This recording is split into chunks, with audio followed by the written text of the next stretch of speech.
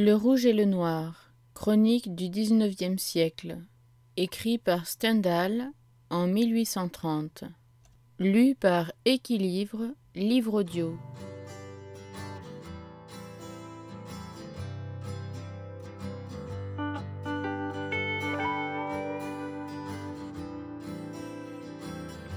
Livre premier. La vérité, l'âpre vérité, Danton.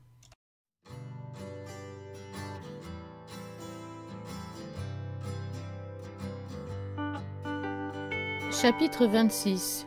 Le monde ou ceux qui manquent aux riches. Je suis seul sur la terre, personne ne daigne penser à moi.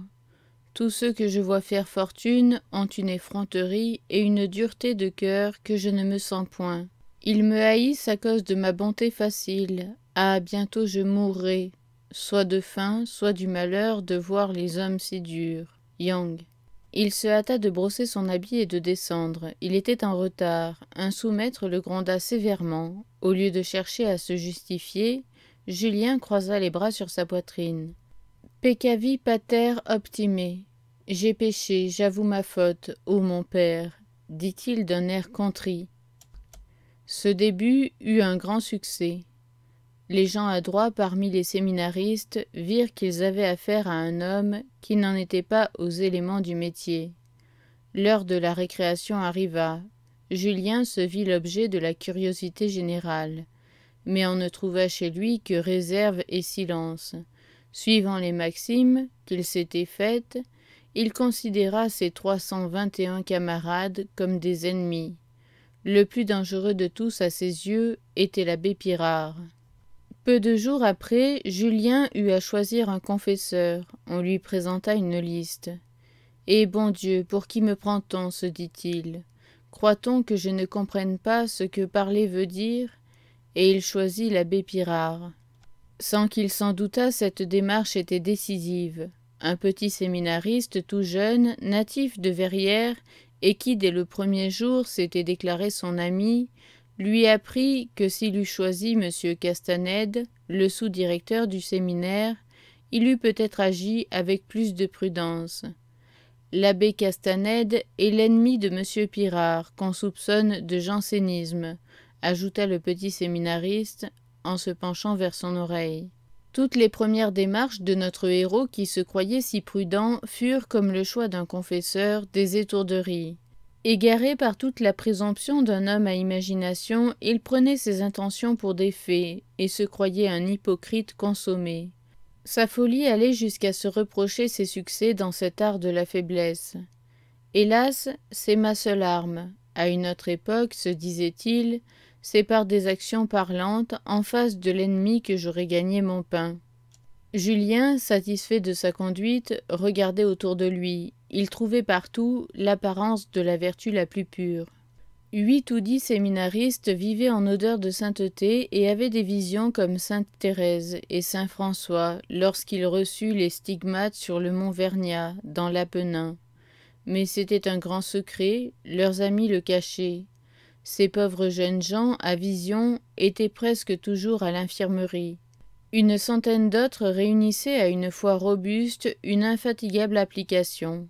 Ils travaillaient au point de se rendre malades, mais sans apprendre grand-chose.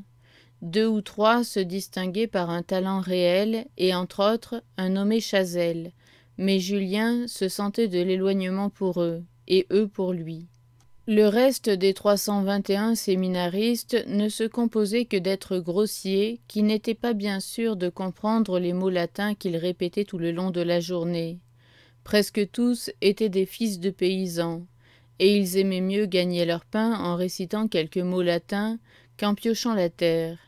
C'est d'après cette observation que, dès les premiers jours, Julien se promit de rapides succès. Dans tout service, il faut des gens intelligents, car enfin, il y a un travail à faire, se disait-il. Sous Napoléon, j'eusse été sergent. Parmi ces futurs curés, je serai grand vicaire. Tous ces pauvres diables, ajoutait-il, manouvriers dès l'enfance, ont vécu jusqu'à leur arrivée ici de lait caillé et de pain noir. Dans leur chaumière, ils ne mangeaient de la viande que 5 ou 6 fois par an. Semblables aux soldats romains qui trouvaient la guerre un temps de repos, ces grossiers paysans sont enchantés des délices du séminaire. Julien ne lisait jamais dans leur œil morne que le besoin physique satisfait après le dîner et le plaisir physique attendu avant le repas. Tels étaient les gens au milieu desquels il fallait se distinguer. Mais ce que Julien ne savait pas, ce qu'on se gardait de lui dire, c'est que être le premier dans les différents cours de dogme, d'histoire ecclésiastique, etc., etc., que l'on suit au séminaire, n'était à leurs yeux qu'un péché splendide. Depuis Voltaire, depuis le gouvernement des deux chambres, qui n'est au fond que méfiance et examen personnel, et donne à l'esprit des peuples cette mauvaise habitude de se méfier, l'Église de France semble avoir compris que les livres sont ses vrais ennemis. C'est la soumission de cœur qui est tout à ses yeux. Réussir dans les études, même sacrées, lui est suspect, et à bon droit. Qui empêchera l'homme supérieur de passer de l'autre côté, comme Sieyès ou Grégoire? L'Église tremblante s'attache au pape comme à la seule chance de salut. Le pape seul peut essayer de paralyser l'examen personnel, par les pieuses pompes des cérémonies de sa cour, faire impression sur l'esprit ennuyé et malade des gens du monde. Julien, pénétrant à demi ces diverses vérités que cependant toutes les paroles prononcées dans un séminaire tendent à démentir, tombait dans une mélancolie profonde. Il travaillait beaucoup et réussissait rapidement à apprendre des choses très utiles à un prêtre, très fausses à ses yeux et auxquelles il ne mettait aucun intérêt. Il croyait n'avoir rien autre chose à faire. Suis-je donc oublié de toute la terre, pensait-il? Il ne savait pas que M. Pirard avait reçu et jeté au feu quelques lettres timbrées de Dijon, et où, malgré les formes du style le plus convenable, perçait la passion la plus vive. De grands remords semblaient combattre cet amour. Tant mieux, pensait l'abbé Pirard. Ce n'est pas du moins une femme impie que ce jeune homme a aimée.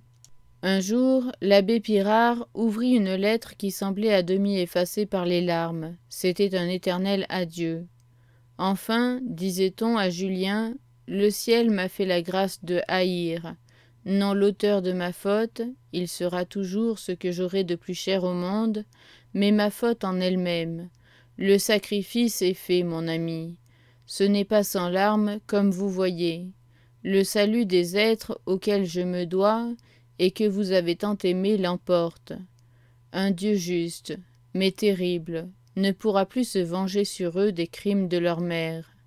Adieu, Julien, soyez juste envers les hommes. Cette fin de lettre était presque absolument illisible. On donnait une adresse à Dijon, et cependant on espérait que jamais Julien ne répondrait, ou que du moins il se servirait de paroles qu'une femme revenue à la vertu pourrait entendre sans rougir. La mélancolie de Julien, aidée par la médiocre nourriture que fournissait au séminaire l'entrepreneur des dîners à 83 centimes, commençait à influer sur sa santé, lorsqu'un matin, Fouqué parut tout à coup dans sa chambre. « Enfin j'ai pu entrer. Je suis venu 5 fois à Besançon sans reproche pour te voir. Toujours visage de bois. J'ai aposté quelqu'un à la porte du séminaire. Pourquoi diable est-ce que tu ne sors jamais? C'est une épreuve que je me suis imposée. Je te trouve bien changé, enfin je te revois.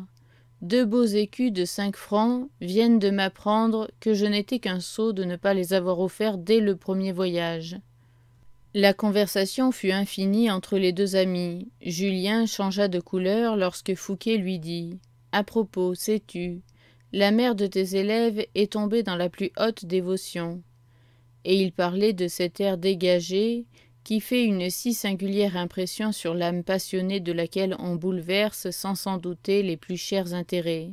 « Oui, mon ami, dans la dévotion la plus exaltée, on dit qu'elle fait des pèlerinages.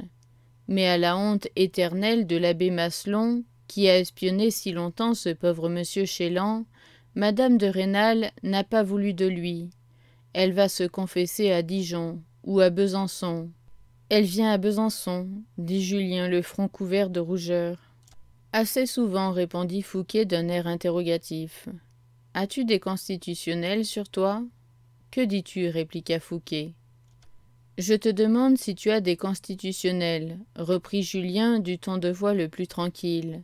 Ils se vendent 30 sous le numéro ici. Quoi, même au séminaire des libéraux? S'écria Fouqué. Pauvre France, ajouta-t-il, en prenant la voix hypocrite et le ton doux de l'abbé Maslon. Cette visite eût fait une profonde impression sur notre héros si dès le lendemain un mot que lui adressa ce petit séminariste de Verrières, qui lui semblait si enfant, ne lui eût fait faire une importante découverte. Depuis qu'il était au séminaire, la conduite de Julien n'avait été qu'une suite de fausses démarches. Il se moqua de lui-même avec amertume. À la vérité, les actions importantes de sa vie étaient savamment conduites, mais il ne soignait pas les détails. Et les habiles, au séminaire, ne regardent qu'aux détails. Aussi passait-il déjà parmi ses camarades pour un esprit fort. Il avait été trahi par une foule de petites actions. À leurs yeux, il était convaincu de ce vice énorme. Il pensait, il jugeait par lui-même, au lieu de suivre aveuglément l'autorité et l'exemple. L'abbé Pirard ne lui avait été d'aucun secours. Il ne lui avait pas adressé une seule fois la parole hors du tribunal de la pénitence, ou encore il écoutait plus qu'il ne parlait. Il en eût été bien autrement s'il eût choisi l'abbé Castanède. Du moment que Julien se fut aperçu de sa folie, il ne s'ennuya plus. Il voulut connaître toute l'étendue du mal, et à cet effet sortit un peu de ce silence hautain et obstiné avec lequel il repoussait ses camarades. Ce fut alors qu'on se vengea de lui. Ses avances furent accueillies par un mépris qui alla jusqu'à la dérision. Il reconnut que depuis son entrée au séminaire, il n'y avait pas eu une heure, surtout pendant les récréations, qui n'eût porté conséquence pour ou contre lui, qui eût augmenté le nombre de ses ennemis, ou ne lui eût concilié la bienveillance de quelques séminaristes sincèrement vertueux, ou un peu moins grossiers que les autres. Le mal à réparer était immense, la tâche fort difficile. Désormais l'attention de Julien fut sans cesse sur ses gardes. Il s'agissait de se dessiner un caractère tout nouveau.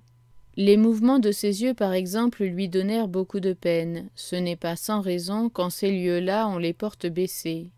Quelle n'était pas ma présomption à Verrières, se disait Julien. Je croyais vivre, je me préparais seulement à la vie. Me voici enfin dans le monde tel que je le trouverai jusqu'à la fin de mon rôle, entouré de vrais ennemis. Quelle immense difficulté, ajoutait-il, que cette hypocrisie de chaque minute. C'est à faire pâlir les travaux d'Hercule. L'Hercule des temps modernes, c'est Sixte Quinte trompant 15 années de suite, par sa modestie, 40 cardinaux qu'il avait vus vifs et hautains pendant toute sa jeunesse. La science n'est donc rien ici, se disait-il avec dépit. Les progrès dans le dogme, dans l'histoire sacrée, etc. ne comptent qu'en apparence.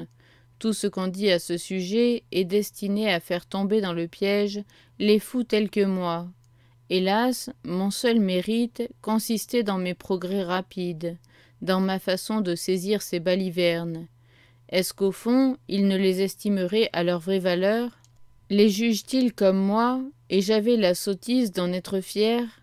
Ces premières places que j'obtiens toujours n'ont servi qu'à me donner des ennemis acharnés. Chazelle, qui a plus de science que moi, jette toujours dans ses compositions quelques balourdises qui le fait reléguer à la 50e place. S'il obtient la première, c'est par distraction.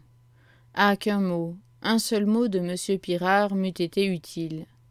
Du moment que Julien fut détrompé, les longs exercices de piété ascétique, tels que le chapelet 5 fois la semaine, les cantiques au Sacré-Cœur, etc., etc., qui lui semblaient si mortellement ennuyeux, devinrent ses moments d'action les plus intéressants. En réfléchissant sévèrement sur lui-même, et cherchant surtout à ne pas s'exagérer ses moyens, Julien n'aspira pas d'emblée, comme les séminaristes qui servaient de modèle aux autres, à faire à chaque instant des actions significatives. c'est-à-dire prouvant un genre de perfection chrétienne. Au séminaire, il est une façon de manger un œuf à la coque qui annonce les progrès faits dans la vie dévote. Le lecteur, qui sourit peut-être, daignerait-il se souvenir de toutes les fautes que fit en mangeant un œuf l'abbé de Lille, invité à déjeuner chez une grande dame de la cour de Louis XVI. Julien chercha d'abord à arriver au non culpa. C'est l'état du jeune séminariste dont la démarche, dont la façon de mouvoir les bras, les yeux, etc., n'indique à la vérité rien de mondain, mais ne montre pas encore l'être absorbé par l'idée de l'autre vie et le pur néant de celle-ci. Sans cesse, Julien trouvait écrites au charbon, sur les murs des corridors, des phrases telles que celle-ci. Qu'est-ce que 60 ans d'épreuve, mis en balance avec une éternité de délices, ou une éternité d'huile bouillante en enfer? Il ne les méprisa plus. Il comprit qu'il fallait les avoir sans cesse devant les yeux.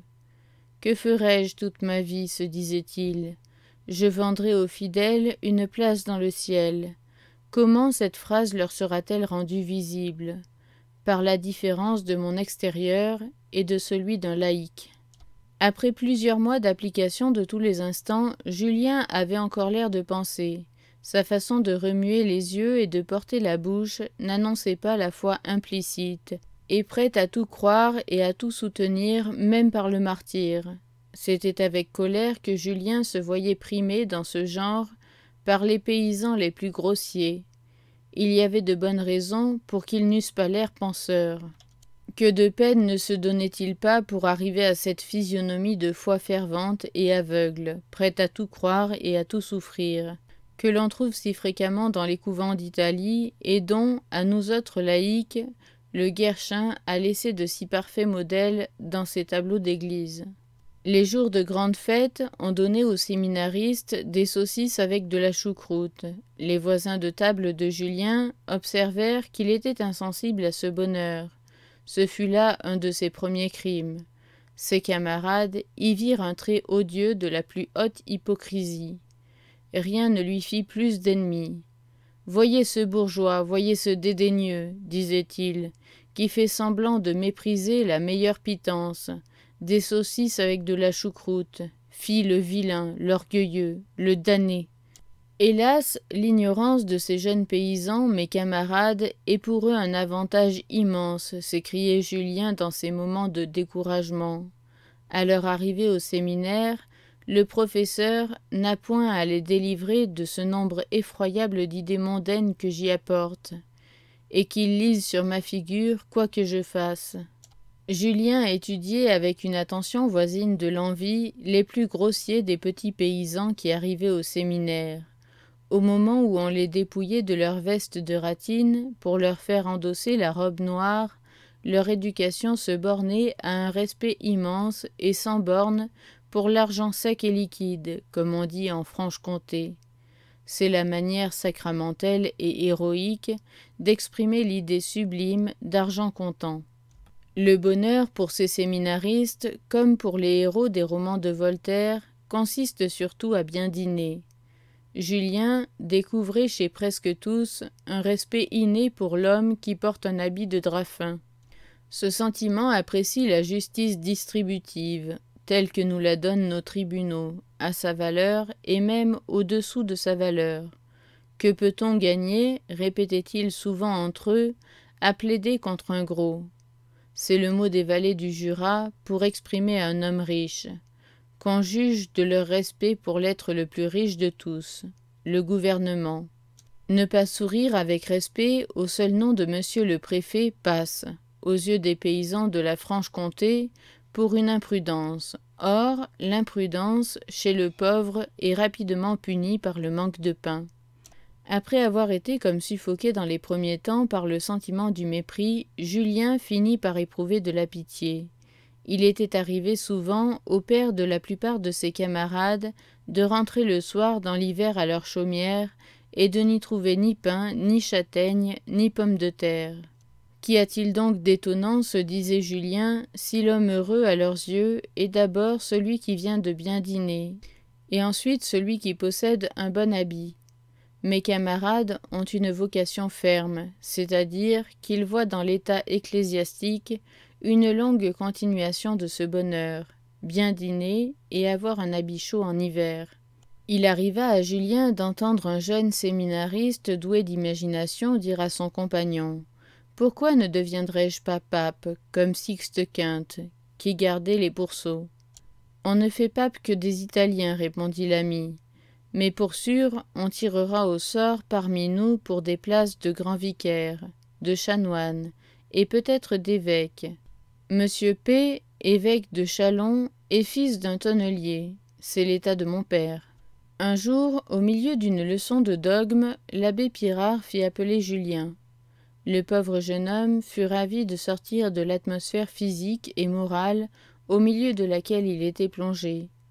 Julien trouva chez monsieur le directeur l'accueil qui l'avait tant effrayé le jour de son entrée au séminaire.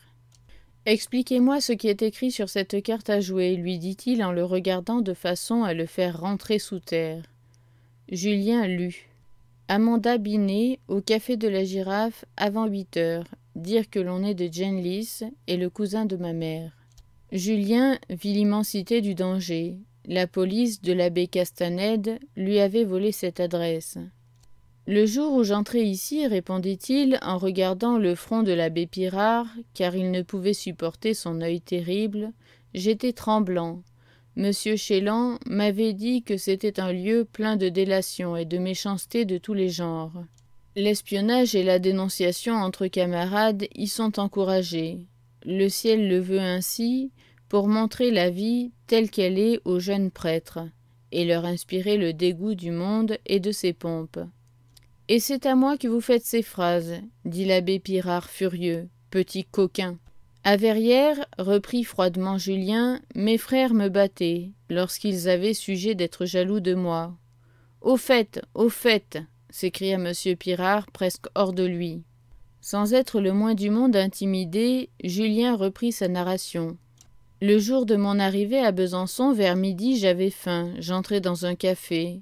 Mon cœur était rempli de répugnance pour un lieu si profane, mais je pensais que mon déjeuner me coûterait moins cher là qu'à l'auberge. Une dame, qui paraissait la maîtresse de la boutique, eut pitié de mon air novice. « Besançon est rempli de mauvais sujets, me dit-elle. Je crains pour vous, monsieur. S'il vous arrivait quelque mauvaise affaire, ayez recours à moi. Envoyez chez moi avant 8 heures. Si les portiers du séminaire refusent de faire votre commission, dites que vous êtes mon cousin et natif de Genlis. » Tout ce bavardage va être vérifié, s'écria l'abbé Pirard, qui, ne pouvant rester en place, se promenait dans la chambre. Qu'on se rende dans sa cellule. L'abbé suivit Julien et l'enferma à clé. Celui-ci se mit aussitôt à visiter sa malle, au fond de laquelle la fatale carte était précieusement cachée. Rien ne manquait dans la malle, mais il y avait plusieurs dérangements. Cependant, la clé ne le quittait jamais. Quel bonheur, se dit Julien, que pendant le temps de mon aveuglement, je n'ai jamais accepté la permission de sortir, que M. Castanède m'offrait si souvent avec une bonté que je comprends maintenant. Peut-être j'aurais eu la faiblesse de changer d'habit et d'aller voir la belle Amanda. Je me serais perdu. Quand on a désespéré de tirer parti du renseignement de cette manière, pour ne pas le perdre, on en fait une dénonciation. 2 heures après, le directeur le fit appeler. « Vous n'avez pas menti, lui dit-il, avec un regard moins sévère. Mais garder une telle adresse est une imprudence dont vous ne pouvez concevoir la gravité. Malheureux enfant, dans 10 ans peut-être, elle vous portera dommage.